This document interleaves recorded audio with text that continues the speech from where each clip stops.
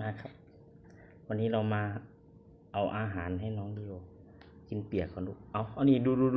ของหนูอยู่นี่ลูกนี่ดูนี่พอดีไม่อยู่3-4 วันแม่ไม่อยู่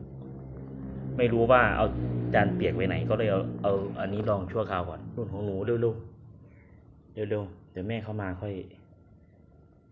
หาจานมาใส่จานหายไปไหนไม่รู้แม่เอาไปไหนพ่อหาไม่เห็นแต่ว่าตอนนี้ดีโอก็กินก่อนลูกนี่ครับน้องดีโอน่ารักอุยุเหมือนกับหมูเด้งนี่แหละอุยุอยู่อย่าลืมกดติดตามหนูด้วยนะคะสวัสดีสงกรานต์ปีใหม่ไทยค่ะดีโอกินเปียกอร่อยมากค่ะนี่ครับ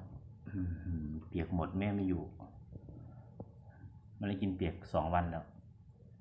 ดุยเย็นเนี่ยอย่าลืมกดติดตามค่ะขอบคุณค่ะ